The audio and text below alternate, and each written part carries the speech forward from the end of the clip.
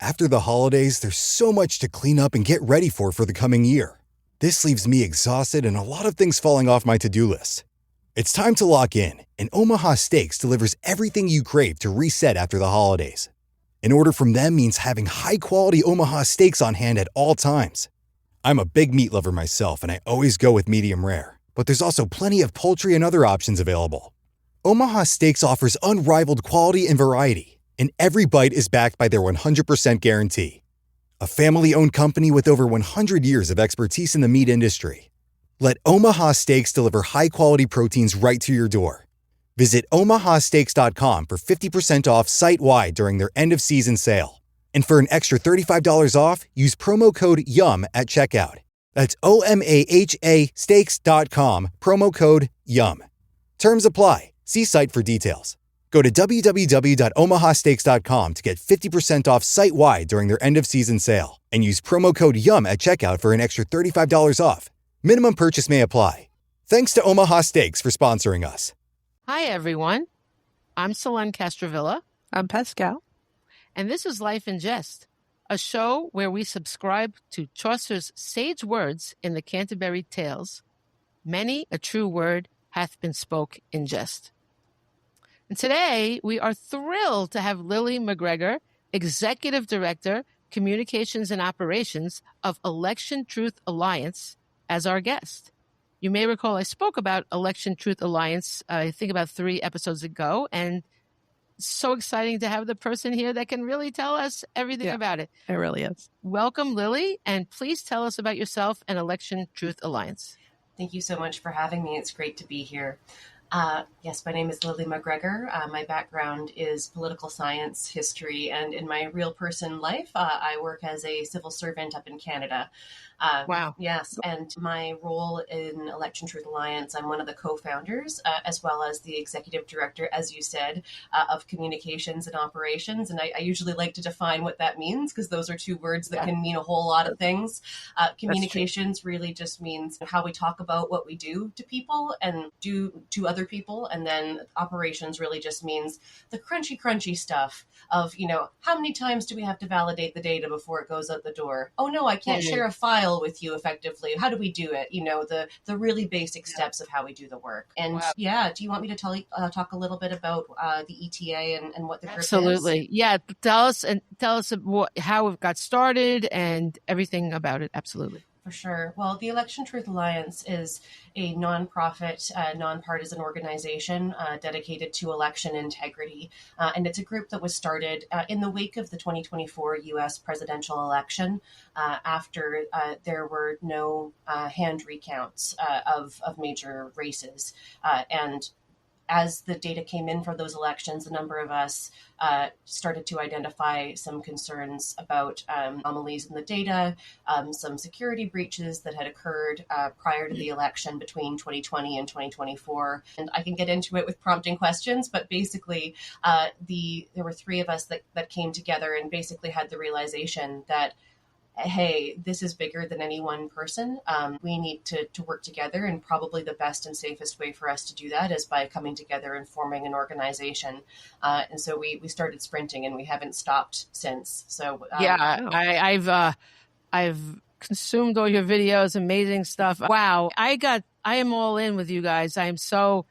Because I'm one of those people, when you first hear the questioning this, whatever, you go to the default, like, oh, come on, but you guys are showing us everything. I don't understand, and we'll get into this after, but I don't understand how anyone could not believe what you're saying, because you're not saying there definitely was something. You're just showing evidence that things should be checked. Why wouldn't anybody want that, right? So, I mean, I was upset. Of course, I didn't understand how everything came about, but you're saying you actually saw anomalies before you even looked at statistics? Like right away in the wake of it, you knew? I would say no. There's other people in our organization who, whether it's pattern recognition or whatever it may be, felt concern very fast. I was not among those people. Okay. The things that stood out to me fastest were probably how all 7 swing states was one of the things that was like, that's quite unusual in American elections. And I've mentioned that I'm Canadian, but I'm a politics hound, and I watch elections. And so, Yeah. I watch the results come in live, like I have every U.S. election since 2012. Oh, wow. And so it was already quite different from those previous experiences in some ways. But I think all 7 swing states, with the margin as close as it was really surprising. I would have been less surprised or concerned if it had been like, oh, it's 3 and 4, or it was close. Yeah. But that would have seemed like it would be more reflective of the environment to me. And then I think the other thing that did stand out to people quite quickly, not right away, because, it takes a little while to count election results. People sometimes, I think, expect you to have all of the final numbers, on November 6th. But, a lot of those states are still counting their mail-in ballots. They're still counting absentee. It takes a while to report things. One of the earliest pieces that did sort of flag people was the down ballot difference between the votes cast at the presidential race and then at the down ballots. So that could be for Senate, for governor. And I want to be clear, I'm a political scientist, and anyone who says to me, like, can you imagine someone putting, a Democrat at the top of the ticket and Republican down ballot or in the reverse? Like, I can't imagine. I'm like, yes, I can, actually. I can imagine that really well, because we know these people definitely exist. They absolutely do. Yes, but not in the numbers, right? It's the numbers and the consistency, which it's a hard thing to communicate to people. And we've had to play around with how we represent some of that data and charts, because it really is the consistency across the board that is so unusual. Because generally speaking, when you look at that down ballot difference, and just to articulate that out to the listeners, that might be areas where maybe in one place more people voted for the Democratic Senate candidate than they did for the presidential candidate. That can happen for all kinds of legitimate reasons. Maybe that person is super popular, right? Or maybe there was like a local scandal that really affected a certain group within that area, and that reflects in the voting patterns. But generally, you'd see a bit more variation across different places within a county. You'd see numbers up and down. You'd see kind of, like human randomness. Yeah. Something I often say is like human beings are pretty random creatures. We can't coordinate on a big enough scale, even if we try, to kind of recreate those results. And so when you start seeing almost non-human patterns where it seems there is like a very eerie level of consistency, that's really when some of those early flags were raised. And that was some of the first data that I went and looked at. I'm not a data analyst, but I am a person who in my day-to-day life, I work with data analysts, I work with data, and I work with how do I present this data in a way that is consumable, but still true? Because I think that there's a risk always that if you try to make something too consumable, you impact the truthfulness of it because you simplify it too much. We have the big problem and challenge of trying to simplify things to the point where they can be consumed, but where they remain accurate. Because if you don't simplify enough, no one's going to listen. If you do it too much, then you compromise the integrity of what you're saying. Yeah, it's so true. It's such a line to walk on. I am guilty of not being a math person at all. As a matter of fact, with the episode when we spoke about this ourselves, I said I had to apologize to math because I've been so mean to math, She has. But it's like now math has shown us why we need math, and I will never be mean to math again because I'm a writer, So, but we can love math too. I've come to realize that it's okay, and certainly this is just the most amazing education for me to learn about how important statistics are in showing it's showing things that just are impossible to have happened, and yet they supposedly happened. But I do understand because some of the videos that I've seen, I get very confused in those charts. I get it's hard to follow. But I'm the kind of person that if I get the general understanding of it, I know I'm never going to understand all that math. It's just not going to happen. I could go to school for a whole degree, which wouldn't happen because they'd throw me out of the classes. I'd fail. But I just don't have a head for that. But some people want to, I have to understand, da, da, da. I'm like, well, I don't know how much you're going to really understand here. That's like saying, Are you going to go, install your own heater? Are you really going to understand all that stuff? But your heater works, right? So it's so challenging in terms of, charts are one thing where we know it's so powerful to be able to visually communicate something, but it's a bit of a trial and error process, really, of like what lands and what hits with people. And are they taking away the thing that you want them to take away, not in terms of skewing a narrative, but in terms of like people might see something and be like, that looks suspicious. It's like, oh no, that's normal. Like that, that's not the part that we're concerned about actually. And so it's definitely a trial and error process. And I've found that there are groups of people for every single one of the kinds of charts that we do who will die on the hill of that is the only good chart. All the other ones are bad. Like, no one could possibly get these other charts. And then they'll all bicker for hours about which one is best. So it's a little bit of trial and error, refinement, and we're trying to get better at summarizing the key findings of our longer form reports, because we know we have to have. So for those who don't know, we produce long form reports that really go into like the nitty gritty details of the counties and states that we're looking at, because we know that if we don't put that out, there will be the experts in math, in statistics, in elections who will be like, you just gave me a 2-page summary and you didn't show your math. Like, no way. And so we know we need to have that long form, understandably, right? Like people need to go and check us. Like, and then we encourage it actually, like, please go spot check us. See if you can replicate the findings that we have here. It's all data that comes from state and county websites. It's not like it's a secret. And, we try to be pretty open about how we are, like what we're doing. So to see what people can do. And I'm happy to say that we have started to get a lot of people just being like, replicated your findings, like looks good. Great. Yeah, right. Which is awesome. And we're even starting to get people being like, hey, I did New Jersey. Hey, like I did a first pass looking at, like my county in Florida or whatever it may be. So that's exciting to see that some people who do have those skills are starting to, take those tools up and use them to look at their own areas. Absolutely. But I that's very powerful. Right? Yeah. I think it's empowering. Yeah. I think it's empowering. I think so. And I will say, I've been posting about you guys for a while steadily on Facebook, and people are starting to be way more positive. I'm like, thank you. Finally.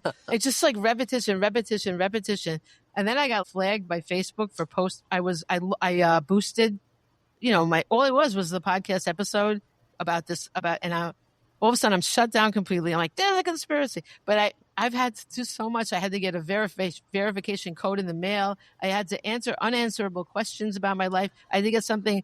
I had to get something notarized. And now I'm going to have to put publicly, like it's not a big deal, but take responsibility. Like I am the one behind these ads. Like, okay. But luckily they're not going to put my actual address, because like that I would draw the line. I don't really want, who needs that? Mm-hmm. But it's been a lot, but I'm determined because only so many people see your posts. I want to boost them. I want more people to see. So I'm determined. I've been doing this for like a month trying to get it together. You're describing something that is we've encountered as well, which is the different platforms have different censorship expectations when it comes to words like, that you wouldn't expect necessarily, like votes and election. Yes. And we had our TikTok shut down. Wow. Really? Like completely banned. And it was actually because they've got a couple of other, initially it was because of things, they have a censorship around words like bomb. And so we played a clip of a news report from Pennsylvania talking about bomb threats, and that they banned our account. We weren't able to get back on appeal, and it's like, this is the news. Like it's on, it's on the news. But we appreciate that these different platforms have different expectations and different things that we have to do. So we have relaunched our TikTok, and what we're doing is we're using it as a space to point to other areas, just because it becomes, you have to kind of learn a different language to be able to talk about these things there. So we're using it as like, hey, Nathan's on YouTube and he's just, posted some stuff about Kentucky or whatever it may be. And then you keep it pretty high level, because otherwise you really do risk like getting something notarized. That's bonkers. I know. And they said they're going to show this information for 7 years, make it available to people. I'm like, all right, but whatever. Really? I do live in a very Republican town. They already know that I'm the one Democrat that comes. But anyway, this goes beyond Democrat and Republican. It does. This is democracy, Yeah. and people should care. And if people believe that it wasn't tampered with, and that's absolute right, and maybe it wasn't, then let's prove that. All right. What is the big deal? I really do feel that very strongly because, and maybe it's a little bit cultural. I live in Canada, and like, boy, do we recount votes when we're not. I certain. think you should. Yeah, of course. Yeah, I love Canada. I've been there several times. Lovely. I've been to several areas. I love it there. It's a wonderful place. I love my country. Yeah, and I love how we do elections. I love that we hand count our paper ballots. I love that amazing. We're not afraid to recount things because, ultimately, if you won, a recount's going to show that you won, right? Like recounting the ballots will show that you won. Use it as a victory lap. Like, why not? Yeah. Be like, look at how well I did. I'm amazing. Remember how I won here? Like, exactly. There's nothing to fear. If you won, then there's nothing to be scared of. And I want to highlight something that you said before, Selene, which is, the fact that we're not saying so-and-so did this and they therefore, this happened. We don't know what happened, but what we see is that there are things in the data that we can't explain that that appear to be patterns consistent with vote manipulation, that, other countries have developed methods of analyzing elections. Yes. And we're ticking some of those concerning boxes. And so why not check? What is there to lose? What are you afraid of to check and exactly. see? Well, we're going to get into a little bit more about what's happening specifically in areas, but I would like you to, there's one other thing that's been spoken about a lot in the videos, and that's the Russian tail. Can you explain that? I can, and I'm going to try and do it verbally because it's something visual. I'll say the Election Truth Alliance has a YouTube channel, so you can actually watch videos that will show you.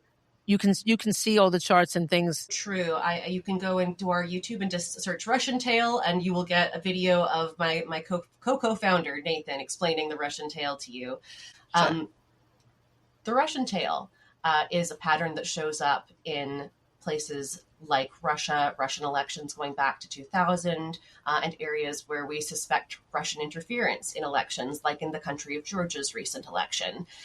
And in Russia, what we know they do, because we have videos of this, we have eyewitness testimony, you can see them on YouTube actually, is they stuff the ballots physically. It is physical ballot boxes in Russia that's not machines like you have in the United States.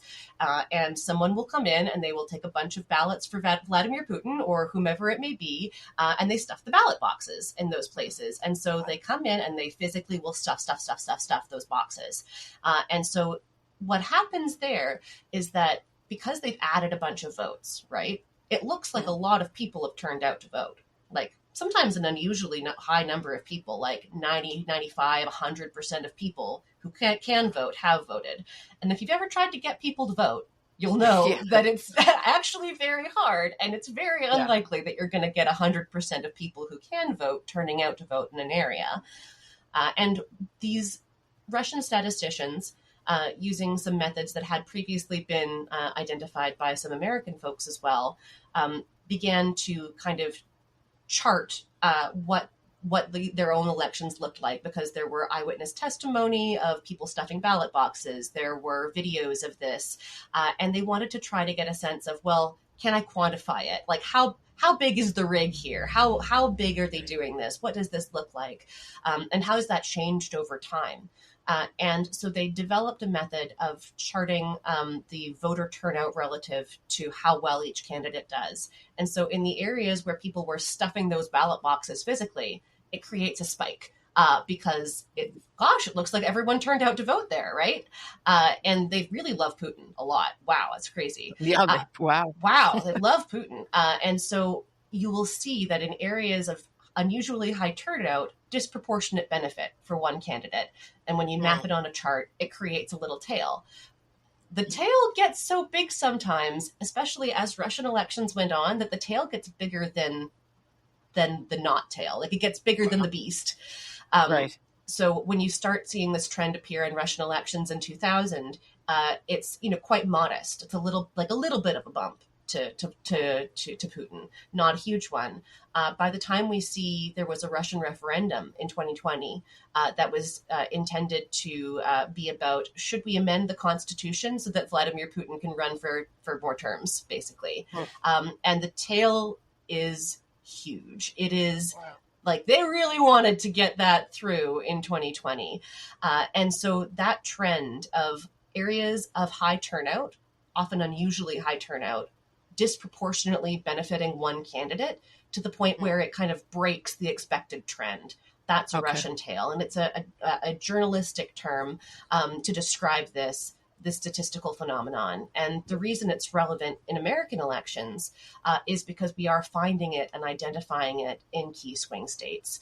We have identified that Russian tail. It doesn't mean that it's done by Russia. It just means that it's a trend that you see, just a name, because it happens there so much. Right.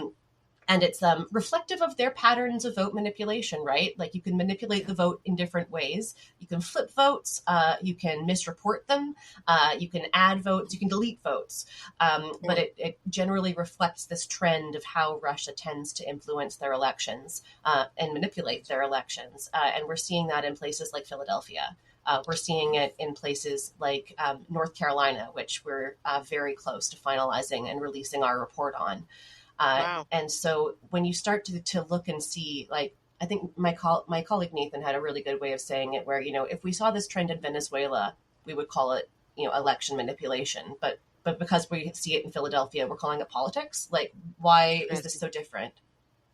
Yeah, well, I think it was very good that you clarified that Russia didn't do it. We're not saying Russia did it. It's just what it's called, because that is something people might immediately think. So that's good. But also, I'm not understanding why people, like, why isn't Kamala Harris saying anything about any of this?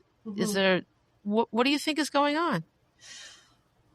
I think that, so my perspective is that this is multifaceted, but a really big thing is that the 2020 Stop the Steal movement really poisoned the well in a lot of ways for talking about election integrity. Because you did have people, there is a big push that I noticed of, we're not like them. We're not like them. We're going to accept the results when we see them. We're not like them. We're not going to attack the integrity of our elections. And there's a certain amount of, we want to have evidence. We want to, like, that. Absolutely. That is a good thing. However, my concern is that, are you going to give someone else the power over you to say that, like, I don't want to have someone call me a name, so therefore I'm not going to look into really serious security concerns with not just this election, but all future elections? Exactly. That's funny, because we had this conversation recently. Yeah. Do tell. Right. Yeah, because it seems almost that Trump was over protesting, so it became completely egregious, like, for us to ever question anything. It was sort of preparation for something like this happening, where he just figured whoever's planning for him, they're not going to open their mouths because they're the ones that are the good ones. You know what it is? Okay. What is that saying? When they go low, we go high. I don't think that works, because we have to, I'm not saying we go low with our tactics, but we have to check what's going on low. When you're high, you're not really looking at what's happening low. And I think we have to look. And I understand you want to be above it all, but what are you really gaining by that? We're just saying, check it. We're not, I'm not saying Kamala Harris should say, j'accuse, and I'm not doing that. I'm just saying, maybe say, hey, would it hurt to check? How about endorsing it? Because that would give more validity. Like, because my own son, who is so reasonable, said, you sound like Trump in the last election. I'm like, never say that again. I'm like, but there are real statistics here.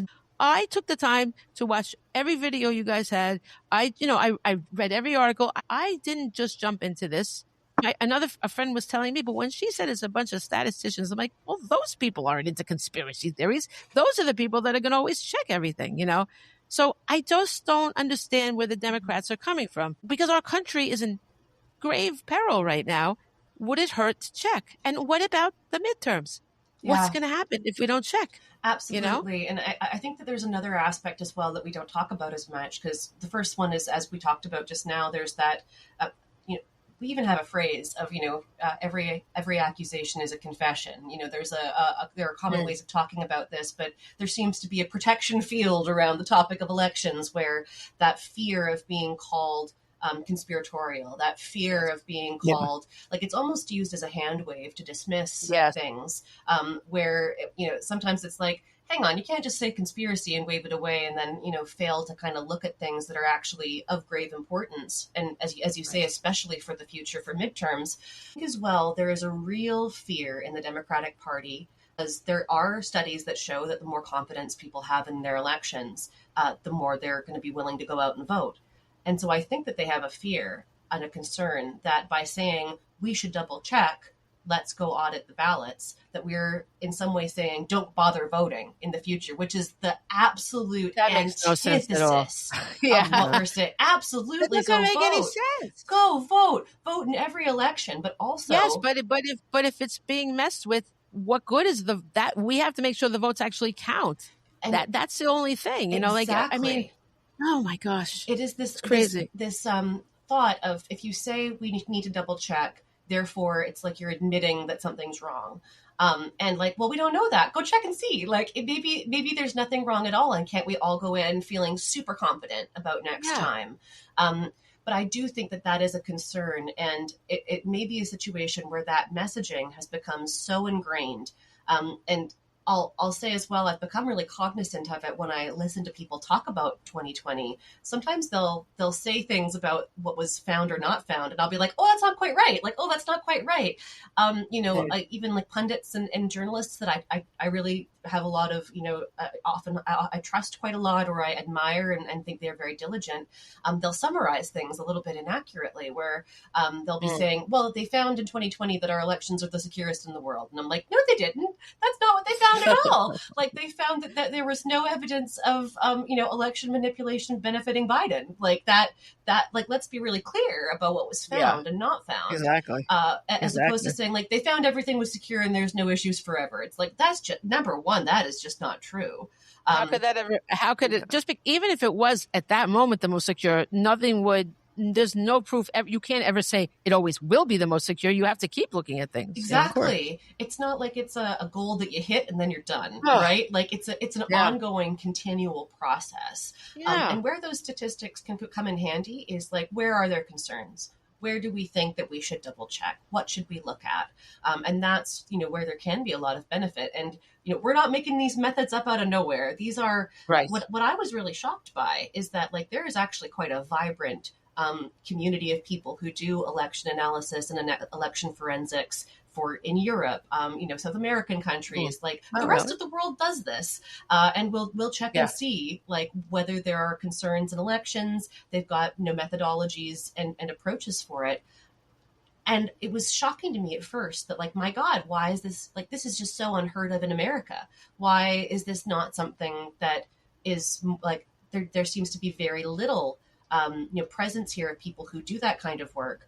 And Dr. Walter Mebane, is one of the people here in the United States who is a global expert in election forensics. And when we spoke with him back in April, he described finding that as one of the reasons that got him into this field in the first place, when he was looking, 20 years ago and going, my God, where are all the Americans here? Where are we in this conversation?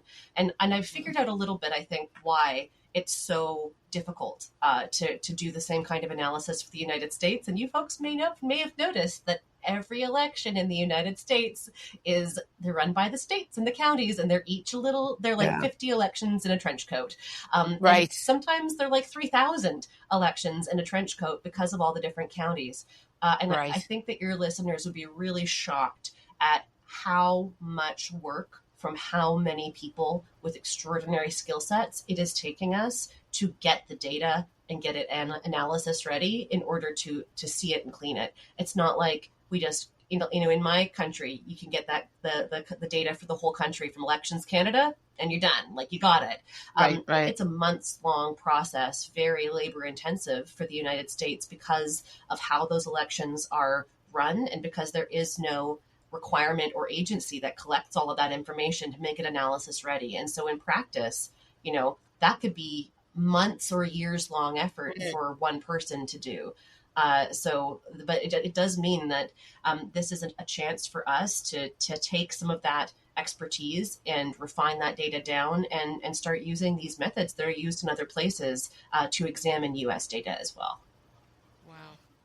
Yeah, I never thought about that, but if the fact that everything is so separate down to the counties, that sounds like too many cooks. Yes. Yeah. Well, and it's high risk too. Like, there's a really good... So many pieces that could be messed with without anybody noticing, especially on the smaller levels, for sure. And some people will say like, well, our elections are secure because there are so many different processes. It would be very hard to compromise them. And it's like, sadly, no. No. And there's a really good expert testimony from a man called J. Alex Halderman, who is an expert in election security and machinery. And he clarifies in testimony to a bipartisan committee of the U.S. Senate Committee on Intelligence about this. He says, like, having this be so disparate just means that bad actors can target the places with the weakest security and go and hit there, right? Like, it's not as though it means that everything is a Rubik's Cube. It means that you go for the low-hanging fruit. Right. And also, frankly, there are only a handful of companies that make these machines. Yes, I want to address that when we talk about Pennsylvania in the letter that you guys got back from Pennsylvania. So that's on my list. But before we get to that, I just want to once again really reiterate about the improbability of one candidate sweeping all of the swing states with such a high margin that automatic audits weren't triggered. I mean, God, how is that even possible? It is very, very unusual, very unexpected. So when we were looking into this, I'll give you a little bit of the behind the scenes of how we were like looking into this and seeing it. We wanted to know, like, when was the last time that this happened, that one candidate like swept the swing states? And for a little while, we were thinking that it was 1984. Because Ronald Reagan in 1984 won 49 of 50 states with did he? Yeah, with 58 or 59% of the vote for the country, like absolute landslide, and won so many states. So we were thinking that was the case. We got some pushback from someone who was like, "Hey, I was around for that election, and Minnesota, the one state that didn't flip, was considered a swing state at that time. Actually, Mondale held it." It's like, oh well, whoopsies, are bad. And so, but that, it's always hard looking back because historically the context that you have for each election about what are the swing states this election gets tricky to kind of to parse and pull back over time, and you have to be kind of cautious about it. But like the last time, other than that, you start having to look back before then, and you start looking and we need to do more like research and really confirm this, because as I say, it gets hard to kind of confirm what the swing states are. The last time may have been FDR, Roosevelt, in the 30s. Wow. When he won with 59% of the vote and swept like in a huge crushing victory. That could have been it. But I think that gives you some sense of like, even with 49 of 50 states, you may not have won all the swing states. Crazy. I mean, and let's look at it here. Like, there were a substantial amount of people that said they were not going to vote for Donald Trump. Like, how did this happen? Mm-hmm. You know what I mean? I think that you said something really important that I want to emphasize, Selene, and that is the outside of the automatic recount threshold. So at many states, it varies from state to state, but if you win within a certain margin, there will be a recount, and it'll just happen. Like, okay, well, you won by 0.5%, and we're just going to do an automatic recount there. It's not even just that; it was all 7 of the swing states. All 7 swing states outside of automatic recount thresholds. Yeah. Some of them just outside of automatic recount thresholds. And that means that you have really had to hit a very precise window of, if you won those states, and we know that nationally, Donald Trump won with 49 and change % of the vote. I've run the numbers for the different swing states. It's pretty similar to what he won by in those various states, like between 48 to 51 or 52%. And in the process of doing that, for every single one of these, it it wasn't close enough for an automatic recount. It was outside that threshold. Yeah. That is a level of like, how convenient. That's really convenient. Yeah, exactly. Yeah. Wait, for all of them? Yeah. All of them. Wow, that's crazy. Yeah. Isn't that bonkers? Every single Yeah. one of them. It's just funny how that worked out like that, isn't it? Wow, isn't that convenient? Wow. Yeah. And Wow. the House and the Senate. Wow. Amazing. Yeah. And the popular vote. Wow. Wow. Okay, so I want to talk about Pennsylvania, and I have first now, and I didn't pick up on this at the time, but I certainly have been thinking about it since you guys have been speaking about things, and I really can't believe how I just sort of accepted everything. Like, I feel like I should have said something sooner, but not like I could ever, not like I'm going to be suddenly heard on stage, like, hello, but I just feel like, wow, I just got so depressed, you know what I mean? So I think a lot of us do. yeah. Yeah. So Donald Trump thanked Elon Musk publicly for working so hard for him in Pennsylvania. And then he mentioned how much knowledge Musk has about Pennsylvania's vote counting machines. Vote counting computers. Yes. And there's a video of Musk laughing profusely with someone about he would be so screwed if Trump didn't win, about how much jail time he would serve, and would he be able to see his kids. And then we have little X, who stuck a booger on the Resolute desk, and then he told Donald Trump, "You're not the president," perhaps repeating something he's overheard from his dad. So obviously none of these things are proof at all, but they're certainly worrisome and fodder for a call for an election audit. So what do you think about these things, and why do you think that more Americans are not alarmed by them? So there's a strategy. Am I allowed to swear on this podcast? Absolutely. Yes. Okay. We encourage it. Excellent. Excellent. So there's a strategy that Steve Bannon has talked about a lot, on his War Room podcast, Flood the Zone with Shit. And the point of that is you throw everything at people. You make bam, bam, bam, bam, bam. You could make it so that there's too much happening at all times. You physically can't respond to all of it. You physically can't track all of it. And especially it is a tactic that is intended both to overwhelm and demoralize, make you feel like you can't respond to it all. You lose track of what's important to respond to. It makes it very difficult. And I will say this is actually one of the strategies of fascism is to you just put out a lot of things all the time. They don't have to be true. Just make it continuous. And the point is to overwhelm you. The point is to make it so that you can't pick what's important, and you spend time bickering about how to respond. You spend time bickering about what's important, and then 500 other things have happened in the meantime, and it all gets lost. And so that flood, I think, is a really big reason why, if 80 things are happening in a day, how can you physically keep track of all of them if you have a life? You have a job, you have family, and other things that you care a lot about that are going to all take attention. So I would say that's one thing. And what people don't talk about is it's super effective. Like, it's a very effective method. There's a reason that it's tried and true, right? It does overwhelm people. And I think we have to have compassion and grace for people. Like, I understand. All I want to do is raising the alarm bells. But don't you feel exhausted by it? It's exhausting. It's exhausting. And I mean also for both of you, like, I think there's a level of compassion. I know you were saying earlier, Selene, like, I wish I had noticed earlier, like the zone has been flooded. The fact that you're recognizing now is huge. And I'll say as well that, like, one thing that I think we learned in the first Donald Trump term is that when so much is happening every day, like, there's just too much news to cover. Like, it gets too difficult to track all of it.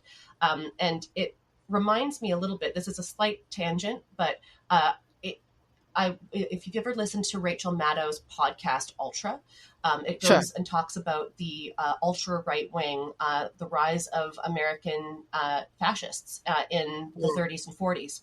And some of these news pieces were like front page news at the time.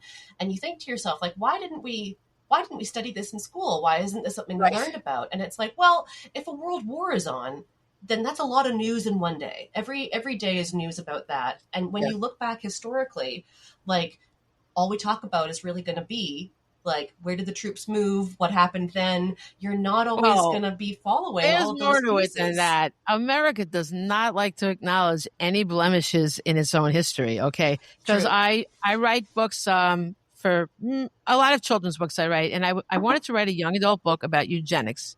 I mean, I couldn't even believe, did you know that the Germans got the idea for eugenics from learning from us? I mean, what? You know, like I was shocked when I read that, but I can't get a book contract for this. You know, I didn't learn this in school. No, young people are not learning. There's no shame in things we did, but we have to know them so we don't repeat them. I mean, it's crazy. And my country is not exempt. Germany got a lot of ideas about, controlling populations from Canadian residential schools dealing with First Nations people. Yeah. Apartheid South Africa as well. They were like, inspiration, let's use these tactics. Like, isn't that all? Yeah. The worst kind of inspiration. But I will say as well, I want to dig into what you mentioned about the vote counting computers, and I'll maybe share with you how that came to our attention. It was the day after we published our Clark County, Nevada report, our very first report as the ETA. Oh, wow. The ink, metaphorically, is barely dry on this webpage that we have just got live. And Nathan had traveled to DC to connect with Lulu from Smart Elections, which is another election integrity organization that we share information with and collaborate with at times. And they were doing a live stream together. And so we're all focused on the live stream. We've just got this report up. It's all there. And the very next day, we start getting all this like explosion of notifications. It is the pre-inauguration rally that Donald Trump is at. And that is where on stage, Elon Musk knows those computers better than anybody. All those computers, those vote counting computers. And we won Pennsylvania like in a landslide. So thank you. Elon. And it was one of those, at the time, I remember just being like, my God, my God, we had just put out the Nevada report, which was basically had a big section of us saying we're concerned about the tabulators, the vote counting tabulators being potentially compromised. And so, having that quote be out there, it was exasperating, but also very validating because it was like, well, this is another piece of circumstantial evidence that says that we should maybe be concerned about the counting. But what I will add that it did too was that it broke through to people in a way that other things hadn't up until that point. Hearing those words from Donald Trump himself made people who had previous to that been very reluctant to even contemplate anything could be wrong with the integrity of the elections. A portion of those people snapped out and were like, hang on, like, what just happened? What did he just say? Why is he talking about vote counting computers? What does that mean? And if you look back, there's clips from before the election of a similar Donald Trump saying Elon Musk knows these vote counting these computers so well. You bring in a box and he's like, oh, I know what that one is. It's this or whatever it may be. And it's like, why do you have vote counting computers? That's not anything you would do for training. And obviously these are just offhanded remarks, but I do think that there is it adds to the body of context, right? Absolutely. It adds to the body of context about behavior. How are people acting? There's an expert on authoritarianism called Ruth Ben-Ghiat. And I remember watching a report where she was speaking and saying it's very interesting watching the Trump regime administration after coming into power and how fast they're moving, how quickly they're moving. And the phrase that she used was something to the effect of they're acting the way that people act after a coup. Like they're acting the way that people act after a coup has been done. And then she paused and went, which is strange because that didn't happen here. They won an election. They came into power fairly. Yeah. And I'm sitting there watching my screen, like wanting to pull my hair out a little bit because it's like, let's double check that. I want to make can we check? I want to make sure. Yeah. Well, that is true, though. That does remind me of a coup. Now that you say that, they have, the rapid destruction of everything. Oh, my God. Yeah. It's unbelievable. You're right. You're right. And It's one of those It's so moments you're funny. like, oh, you're so close. Like, I don't get it. I don't get, but I mean, people are rightly so upset about him being on the Epstein thing. However, I will say, like, I think we knew that already. I don't think it was new news, and like, so what, there's more reason. Why don't we check to see if these ballots, this is something we can actually do. This is something, so, anyway, so let's talk about Professor, I'm still confused about his name. Right? Mebane. Mebane? And if Okay. I may, I'll add one thing before then, which I think is just a good segue between these topics. The fact of the matter was with that Pennsylvania, we won Pennsylvania by a landslide, those vote counting computers. I'll be honest, we had not intended to have Pennsylvania be our next state after Nevada. Interesting. That was not our goal. Oh. It was number 6 of 7 on our list. Wow. And the reason was because it was so chaotic on election day. There was a lot of chaos. There were bomb threats across Pennsylvania. There were machine failures. There was a lot of chaos in the data. And we looked at it and went, God, that looks difficult. Let's start with something that looks a bit easier, just like to ease ourselves in, get the capacity built. Right. We were looking at other states to do. And then, Wow. and then he gets on stage and says, vote counting computers in Pennsylvania. We all look at each other and we're like, I guess we're doing Pennsylvania next. Wow, that's so funny. Right? I wonder, do you think he was trying to like just brag in the most way he could that he had done this? Or, what was going on in this man's head that What's error going on in his head? That is a bigger question than any of our pay grades, I think. Yeah, I guess we're going to need to dig up Freud for that one. I know. We did end up having to go into Pennsylvania then. And we made a decision to do that. We could have not. But what I knew and believed was that if we did any other state, we were just going to get endless questions about like, but what about Pennsylvania? What about the vote counting computers in Pennsylvania? Like, we were just, any other state was going to be like diminished in attention because people were just going to be wanting to know about Pennsylvania. And so we had to dive in, and it took some time. I'll be honest. Like, there was a reason that was lower down our list to parse through. We had to sort of, it was a different methodology that we had to sort of learn for Pennsylvania because they report their content by precinct versus Nevada reports their content by machine. So we had to kind of learn how to do that differently. But ultimately, I'm really glad we did. I think it was a good, I think that everyone would have been clamoring for Pennsylvania if we hadn't. And B, we learned a lot. We kind of initially went in being like, this is so chaotic, I can't even tell, like, maybe we're going to look at this and the answer is going to be, it looks fine, I don't know what he's talking about. But as we dug deeper, as we found certain precincts to focus on, our alarm bells went off like wild. Like, we realized that, like, there's like 3 different metrics on which this is giving us concerns here. And so we did that analysis. We put out our Pennsylvania report. We called it was 3 counties in Pennsylvania because we felt that if we just said this is Pennsylvania, people will be like, excuse me, this is 3 counties in Pennsylvania. Like, this is not actually all of Pennsylvania. We focused on Philadelphia, Allegheny, and Erie counties.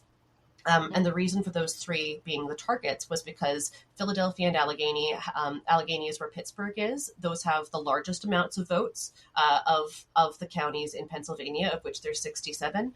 And Erie has the 5th largest, but it's a bellwether county. And what a bellwether county is, that means that it is renowned for voting in alignment with the state.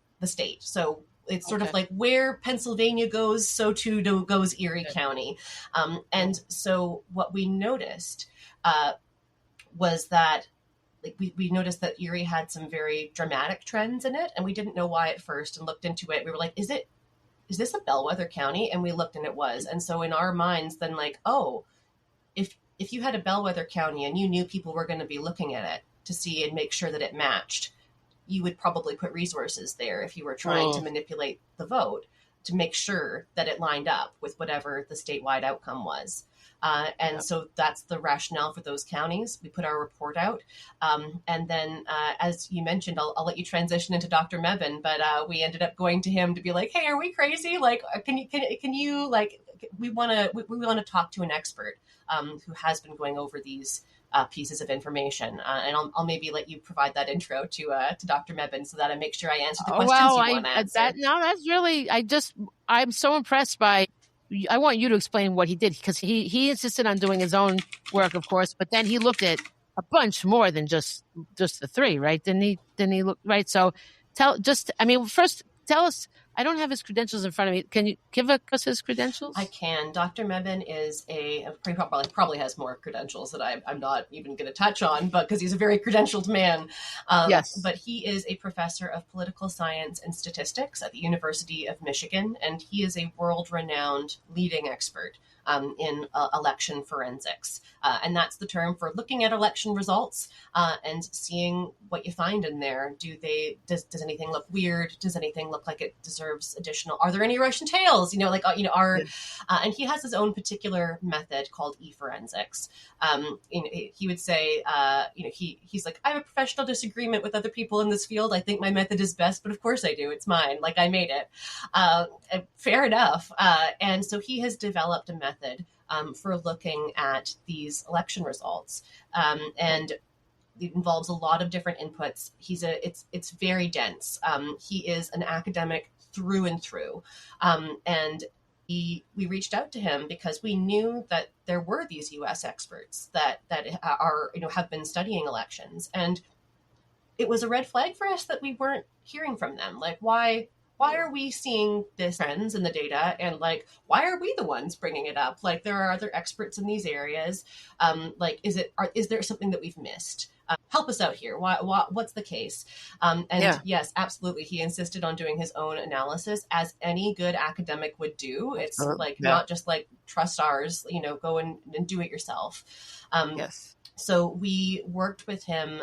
We provided the data that we had for the three counties. And all of this is just data taken from the three websites for the counties and the state of Pennsylvania, and then cleaned up into a format that's easy to analyze. So that doesn't mean that you're changing anything. It just literally means you are taking usually like a spreadsheet or maybe like a PDF that someone's done. Like, that's hard to run your analysis on. And you're taking the content there and you're putting it into a spreadsheet so that it's all aligned and it's nice. And then you can run those numbers and hit yourself. And he ran the numbers first for those three counties. And while he was doing that, we were frantically pulling data from the rest of the state and making sure that we had what was needed in case he might want to look at the rest of the state as well. And sure enough, it was probably one of the most validating moments of all of our time working on this, was getting that first report back from him and seeing the trends that he was identifying, and that this was not, he was very skeptical when we talked to him at first. He was like, I've told a lot of people disappointing things that, like, no, your candidate just lost. And we were like, well, we're prepared to hear it. Like, we're not batting for any particular candidate. We're batting for democracy here. So like, do your worst, do that analysis. And when he came back and indicated that, yes, he was seeing very concerning trends in those three counties. He had a quantified amount of votes that he felt were suspect, and then asked to see the rest of the state, to take a look at the rest of the state. So we were able to provide that over. We had to work with him a little bit on like finessing and making sure that we had the accurate data. Again, all of the different counties do it differently, and some of them like to be special snowflakes that do it in a very special way.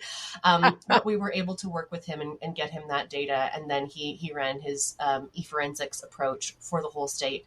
And was able to get that back to us. And I think that we are a group of people that really values expertise, that really values, like, we love a double check. Honestly, give us a triple, a quadruple, a quintuple check, please. But probably like, and having that come through and say, yes, there are concerns here. It's even better to have an expert use their own method that they developed and find similar concerns. Like, we care about that much more than like, yes, your methods that you use are good. Like, whatever. What about yours, sir? Like, does it do the trick? And he's also run a preliminary analysis for North Carolina as well. Oh, wow. Has that has not been released, right? No, we've been sitting on it in order to kind of have it come out at about the same time. He gave us permission to put that out. He hasn't linked it on his website, but he did give us permission to share it. So before we launch the North Carolina analysis, we're going to be reaching out again and saying, just to confirm, are you still good? Wow. Do you want us to put it on the website? Wow. Do you want to post it yourself? What's your comfort level? Very exciting. Yeah. I have a question. Yeah. How many of you are there? Like, how many people are working with you? There's over 50 of us now. So I would say that the numbers are always a little bit misleading because we're all volunteers and we're all working in our free time, often asynchronously across different time zones. Oh gosh! And I know time zones is one of our. We have a couple of our top enemies, and one of them is time zones, because the number of times that we'll be like at 5, and everyone's like, 5 where? Like, what are you talking about? We've got a group of people doing data. We have a group of people who help with our communications, things that can be everything from graphic design to videos to, writing letters to politicians to say, hey, we found these concerning results, or whatever it may be. And then we also have some people who are helping us with tech, and then folks that we're bringing in. We're building up our legal team as well. We were hopeful that filing a lawsuit to try to get an audit or a recount done is kind of a last resort. Like, ideally, what you want to have happen is that you bring your concerns to the responsible officials. They, assess them, determine whether or not they think anything's of concern, and ideally they just do it. They say, "Yep, this I've seen enough. Like, I want to have that be done." But we were recently. Got a second decline letter from the state of Pennsylvania, who initially said, you asked us the wrong way, ask us a more formal way. And we said, okay. And we asked them the formal way. And then they pointed to their previous decline. So that was lovely. It's it's so disappointing. I mean, is it because they're just being defensive because they don't want to admit that something might have happened or on their watch? As someone who works in government, it's never fun to be told that you've done something wrong, or to be, it's not wrong. It's just something was tampered with. It's not like they did it. Exactly. And I think that's actually really important, because I think that there can be a perception, and we're realizing this more and more, there can be a perception that we're coming for the election officers, or, we're accusing them of wrongdoing. And sometimes the pushback we get is people saying, I've worked with election officials. They're some of the most, integrity-filled people I've ever met in my life. Sure. And I've worked elections as well myself in Canada, and I can attest that is the case. And what I really want to communicate is the fact that, we do not want, there are so many ways that you can manipulate an election in the U.S. system that you would have no idea. As a election worker, as the officials, you are the ones doing this hard, important work. And what we don't want is for some bad actor to come between that hard work and dedication and the will of the American people. And I think that there's a fear of appearing to have done something wrong, even though having a recount doesn't say that there's anything wrong. Right. It is just a safety precaution. But I do think as well, there's a lot of that kind of response that has built up from 2020. This sense of being under attack. Well, sure, especially with Giuliani, what he did. I mean, my God. Yes. There's really legitimate trauma, I think, in election officials. They lost a lot of people who are concerned and do not want to, they know that they're doing their very best, and there is a legitimate concern and fear about people reducing confidence in elections that they feel are being done in a good way. I do also think, though, that there's a political aspect here. There is a political aspect to it. There is the appearance, or maybe the appearance of, if I say yes to a recount or yes to an audit, that will be treated by others as a political decision rather than a governance decision. Oh, okay. Yeah. Yeah, which I understand. But when you look at what's at stake, though, democracy is more important than any of these other things. Absolutely. And, we've had some conversations with I won't say who, but with some officials in some states saying like, we're really concerned, like we're actually concerned, but we're worried about calling for a recount or an audit publicly and then having it be nothing, or having it like, and you know what we've kind of said is like, hey, we can keep our mouths shut. Like if you want to call that and have that be done, discreetly, and then, regroup after the fact, like that's fine. We don't Right. need to be the ones that, That are makes up on sense. the hill, like waving the flag absolutely. and saying like, we made it happen. Like, hey, we don't have to be in there. Like you can Exactly. like, if that is, we can work with you behind the scenes. We can, advocate for that to be done, and then see what happens afterwards. But I do think that there is a political concern that people have. I just think that everything kind of went out the window because everything's gone to hell, and it's only getting worse. I mean, like the coup thing is going on, and it's just getting worse and worse. They're wiping us away. Like anybody that ever needs any kind of assistance has now been devastated, on every level. So any concerns about politics, it's a little late for that anyway. It's like, it could only, I mean, these people are all endangered anyway, just with the current climate, right? The only thing that could happen is if it was discovered something did happen, they might look like a hero for agreeing to it. I totally agree. I think that when, I'm going to say when, not if, I think that when an election, like official, a responsible election official does make a call and says, we're doing it, we're going to go pull out those boxes. We keep these for a reason. This is exactly why we do this. You don't keep those for 22 months for fun. You keep them so you can check them again afterwards if you need to. Exactly. And I think that, if they do that and if they find something concerning, like what a hero move that you end up looking like. And I'd also say the stakes are so high in terms of future elections.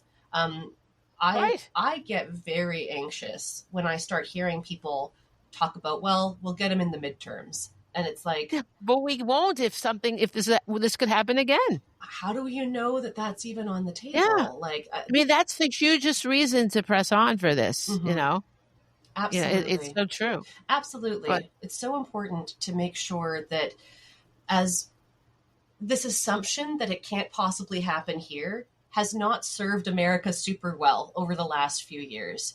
And absolutely. I think that that's really important when it comes to the integrity of future elections. And even if like we're starting to, to be thinking about how we frame out like the advocacy and election protection and making sure that we count the votes for 2024 and all future elections. Like there is no reason that like why, I know people will talk about like, well, it's resource intensive and it takes time to count the votes. Okay. Allocate the resources. It's an important thing to put resources toward. I mean, there's many things that we spend money on that are, I mean, I'm not saying there's validity for everything, but on the scale of things, I would think our democracy is one of the number one things, if not the number one thing to put your resources toward. Absolutely. And it affects all the other things too, right? Like if your democracy is compromised, it's compromised all the way down. And whenever anyone says it takes a long time, I go, does it take 4 years? Like, I mean, come on. It's ridiculous, and I had so many negative people when I initially started talking about this on Facebook, and somebody that's widely respected in my community, like a leader, he was like, no, it's a waste of time. I'm like, well, what if George Washington said it was a waste of time to go against England? We're never going to win. I think it's a waste of time if it should be investigated. What's a waste of time? What are you doing with your life that's so important that you can't do? Like, I'm not personally asking you to count the ballots. Roll up those sleeves, get going there. I just don't get it, it's very strange. But our country is built on things that many people would have considered a waste of time, but we did them. Mm-hmm. I write books about George Washington. He stopped his officers from committing. They were going to storm Congress and do a military coup at the end of the war. He stopped them by putting on a pair of glasses and showing them how much he had sacrificed. That's a short description of a poignant book. It's about the Newburgh conspiracy, but it's something that a lot of people don't know about. But this man never gave up. everything was quote unquote a waste of time. Everything was such a long shot. This man never gave up. We would not be a country without George Washington. We need our George Washington now, you know, and maybe those election officials are going to be like George Washington, you know, like the ones that agree to it, you know, like we need somebody that really values our democracy over what they look like, over what could be any appearances. The democracy comes first. And I gotta say that the biggest hero here is the American people. You have the potential to be the biggest heroes and be your own heroes, because I truly believe like no one can save you except yourselves.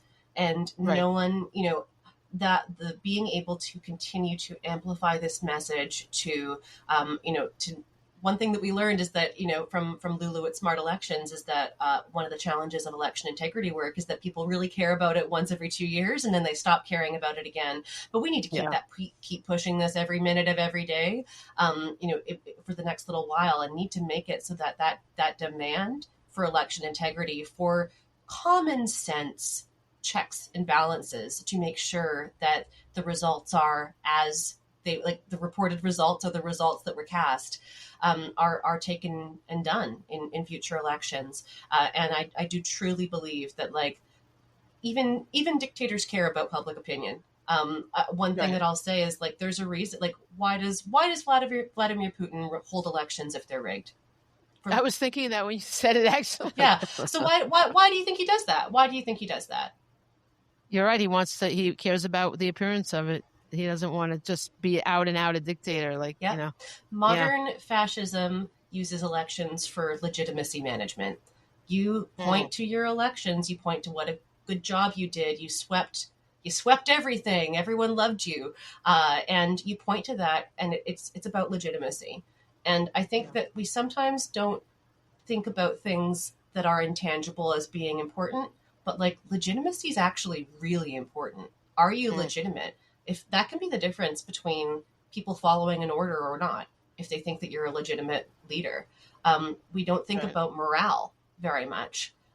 When I started to get involved in this, I felt like I looked over at my neighbor in the United States and just saw them like face down in the mud as the tank was rolling towards them. It's like, oh my God, get up. Like the lack of morale leading to this despondency that is understandable but dangerous, because then if that is exactly what we've been having, this despondency. Yeah. And people are like, oh no. And they love talking about, not, they don't love talking about it, but they vent about all the horrible things that are happening. I'm like, well, we could actually be doing something. We could actually be advocating for a paper ballot recount. Exactly. That's a positive thing that we can do, which will raise our morale and only help. Exactly. You know, let's do this, you know. Raises morale, helps make sure that the future elected officials are legitimately elected by the will of the people. And those things important. Like morale, like legitimacy, like it sounds so wishy-washy, but like I promise that those are actually like there's a reason that morale is a military resource, right? Of course. Yeah.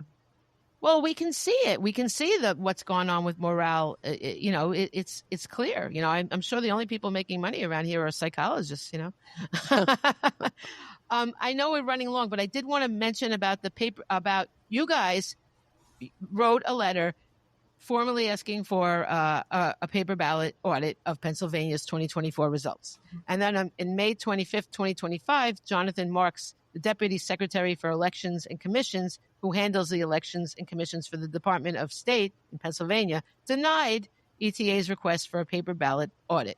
And he wrote, "Your allegations of vote manipulation in the 2024 general election in Pennsylvania are unfounded, and voters can trust that Pennsylvania's elections are free, fair, safe, and secure.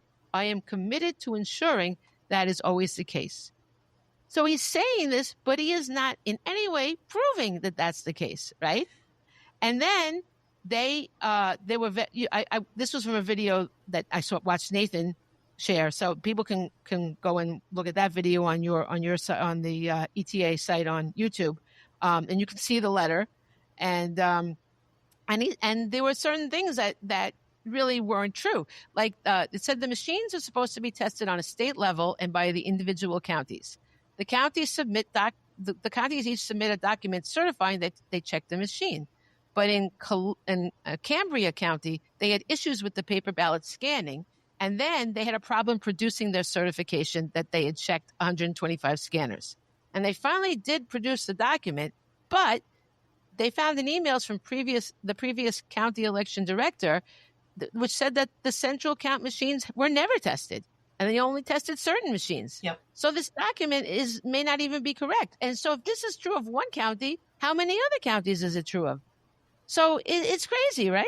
Exactly. Well, and I think as well, it's always frustrating when someone gets back to you with like canned messaging when what you've provided to them is evidence to the contrary. When you're saying like you did 2 audits and one of them isn't sufficient and the other one is of the state treasurer raise, and they get back saying we did 2 whole audits and here's what they are. It's like, I know that you did, and neither one of them would catch this. They ordered also 2% of it is insane to think that that's adequate, and you're not. I mean, it's and the governor, he's a Democrat in that state, and maybe I was like, was he mad that he didn't get picked to be VP? I don't know, but I don't know what's going on. But I guess it is probably he doesn't want to look like the person that's going, that's questioning and that kind of thing. But the other thing, there's a lot important, but the fact that the only two companies are certified to test the machines, and they have come under suspicion. Okay. And Nathan said in the same video, we are starting to find concerns. These companies are very suspect. Deeply. So that's a huge, huge problem. I mean, wow. It's shocking. It's actually shocking. My jaw was on the floor reading the article, a Substack article that Smart Elections wrote, digging into one of the 2. Oh, there's only 2 companies that is able to test these machines in the entire country of the United States. And this company called Pro V&V, like their website disintegrated basically, like right after the election. You can't get in touch with them at all. They're deeply suspect in terms of what was put out there. And it turns out that a bunch of these minor updates were rolled out without much scrutiny before the election, that frankly, it doesn't matter how small the update is because anything can have malware. Even the smallest update that does very little can be infected with something by a bad actor. Theoretically, even one of those companies wouldn't need to know that. Like, this is the thing where people, I think, assume that if you're calling out like a brand of election machinery manufacturer or the company that does the certification testing, like you don't need to assume malice necessarily, just that's very few vectors for a lot of negative impact, right? Like if you compromise a vendor who makes machines that service 50% of the United States, like, gosh, that's a lot of bang for your buck, isn't it? If you compromise a small update that's going out to 80% of the machines in the country, that's a lot of bang for your buck. And it doesn't even necessarily have to be done with those groups knowingly. And so there are deep concerns where people say like, well, they're tested. Yeah, but who's doing the testing? What does that actually look like? And if you've ever so what we know is that there were massive compromises between 2020 and 2024 where machinery was apprehended and taken by bad actors that were associated with the Republican campaign for president leading up. Like it was in that Stop the Steal period. And there were people who had access to those election management system software and hardware, the tabulator hardware and software, voting machine hardware and software, lists of sensitive pieces for 3.5 years. And if you know a hacker and you ask them, hey, what could you do with machinery if you had all the software and the hardware for 3.5 years? Like, what could you do? A lot. They can do a lot. Yeah. Absolutely. Yeah.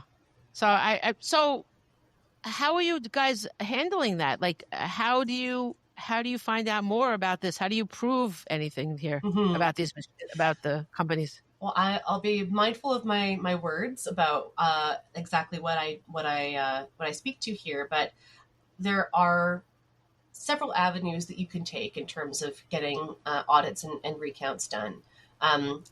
To hand audit paper ballots, one way is going through asking nicely and providing your rationale and making a request of the responsible officials.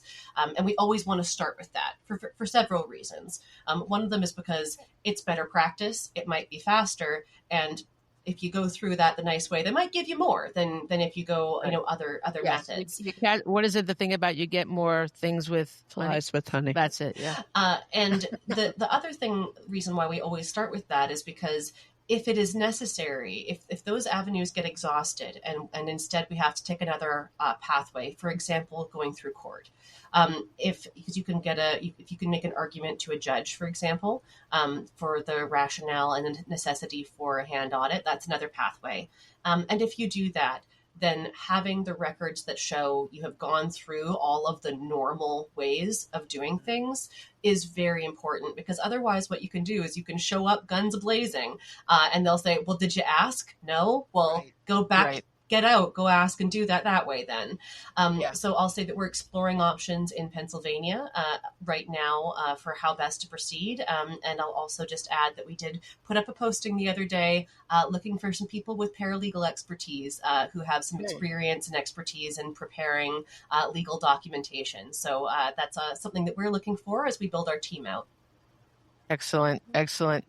And there was one other thing that Jonathan Marks's letter asserted, that the machines are never connected to the internet. And Nathan pointed out that this doesn't need to occur in real time. The tampering can occur in updates. But he also revealed that some of the machines do appear to have modems that operate in real time. Yep. So this whole thing, it's like, so I'm so grateful to you guys for doing all this. I am supporting you, and I'm finally going to be able to boost my post. This I'm going to share wide out. We're going to do whatever we can for you. And can you tell people where should people that are impassioned about this, where should they put their efforts? What should they do? Absolutely. You can find us at electiontruthalliance.org. We just recently updated our website. Same name as before, but with a new fresh coat of paint.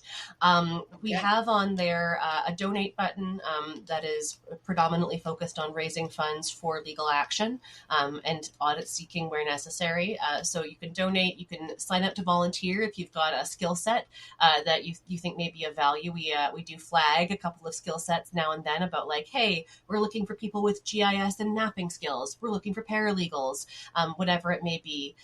We also do have, shareable pieces of information, posters, stickers for spreading the word, sharing. Like ultimately, people are going to have more confidence and faith in if you are a trusted person to them, what you're sharing over and why you feel that you have concerns, then they may be willing to trust a random on the internet.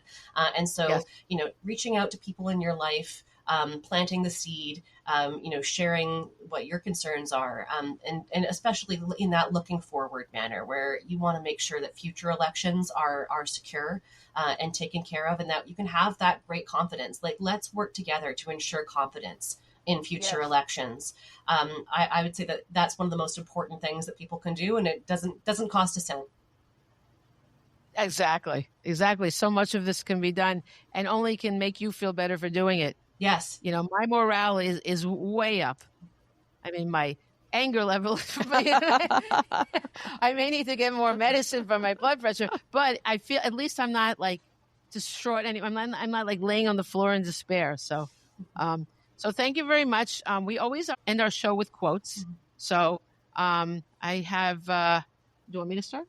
Yeah, go ahead. Okay, so I have one from William Faulkner. I'm a writer. So he said, never be afraid to raise your voice for honesty and truth and compassion against injustice and lying and greed. If people all over the world would do this, it would change the earth. And then here's one for our young people. Kurt Cobain said, Young people. well, okay, you too. We're all young. I guess it's for everybody. I rephrase that. It's for everybody. The duty of youth is to challenge corruption. And then my last quote is from Jacob Bronowski, a brilliant and renowned mathematician and philosopher who is best known for developing a humanistic approach to science. And he said, has there ever been a society which has died of dissent? Several have died of conformity in our lifetime. And go ahead. Nice. I'm going to start with Robin Williams. Okay. Do it. It's kind of sassy. People say satire is dead. It's not dead. It's alive and living in the White House. And the next one is John F. Kennedy. Let us not seek the Republican answer or the Democratic answer, but the right answer. Let us not seek to fix the blame for the past. Let us accept our own responsibility for the future. Nice. And is it Marcel Proust? Am I saying that right? Yes. Okay. The only real voyage of discovery consists not in seeking new landscapes, but in having new eyes. Nice. Let's all have some new eyes and look at this. Let's look at some ballots. Let's look at some ballots. Yeah. So thank you so much, Lilli. Thank you to our listeners, and let's go. Okay. Thank you very much for having me. And to quickly quote a non-admirable person, but who has said some interesting things. It's not who votes, it's who counts the votes, from Joseph Stalin. Oh, wow. Yes. What an interesting person to say that. What an interesting Love person. it. Thank you very much for having me. What an interesting person. Yeah. That's a great quote to end on. That is. He's an OG, huh? In many ways. All right. Thank you, listeners. Thank you so much. Thank you. Bye.